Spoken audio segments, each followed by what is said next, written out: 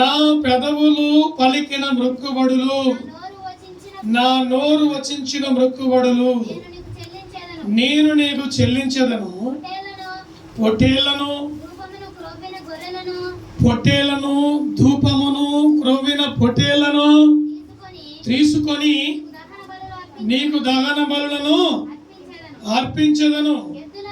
ఎద్దులను మేకపోతులను అర్పించదను. దేవుని యందు భయభక్తుల గలవారులారా, మీరందరూ వచ్చి ఆలకించుడి. ఆయన నా కొరకు చేసిన కార్యములు నేను వినిపించను. వినండి, కొంచెం కునికి నిద్రపోమాకండి.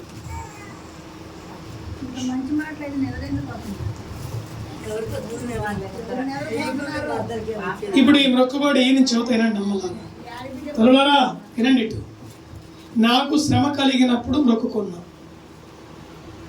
మొక్కున్నప్పుడు దేంతో పలికావు? నీ పెదాలతో పలికావు, అవునా? ఆ శ్రమ ఏందో నీకు తెలుసు, కష్టం ఏందో నీకు తెలుసు, రోగం ఏందో నీకు తెలుసు, ఇబ్బంది ఏందో నీకు తెలుసు, ఆ వ్యాధి ఏందో నీకు తెలుసు. నీకు తెలిసింది నీకు కనుక నీవు అప్పుడు మోకరించి, అయ్యా నా కుమార్తెకు బాగలేదు, అయ్యా నా కొడుకు బాగలేదు, అయ్యా నా అల్లుడికి బాగలేదు, అయ్యా నా కూతురికి బాగలేదు, అయ్యా నా మనవరాలకి బాగలేదు, అయ్యా మా పిన్నికి బాగలేదు. ఎవరైనా సరే నీ కుటుంబంలో ఉన్నారు కాబట్టి వారి నిమిత్తము నీవు చేతులెత్తి ప్రార్థన చేస్తూ ఒక మొక్కుబడి చేసావు, పెదాలతో మొక్కుబడి చేసావు.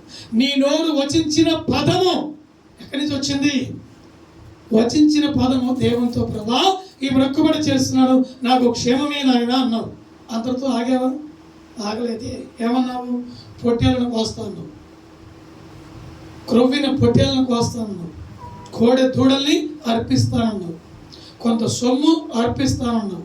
ఇవన్నీ మొక్కుబడి చేసావు. దేవుడు అంటున్నాడు, ఇవన్నీ నేను ఏమని కోరానా అని అడుగుతున్నాడు. మీరు గమనించండి.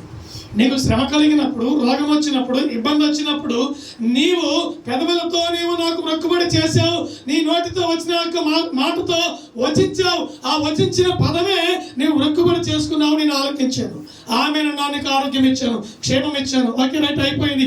ఇప్పుడు చేసిన మొక్కుబడి నీవు చెల్లించాలా లేదా? ఏమండి, చెల్లించాలా? దేవుడు అడిగాడా? అడగలేదు. అడగకుండా నేను మొక్కుకున్నావు. నీ మొక్కుబడి దేవునికి చెల్లించు, అప్పుడు నువ్వు దీవించబడతావు. అర్థమైందా? రెండో మాట, స్తోత్రము కలుగును గాక. మరొక మాట చూడండి,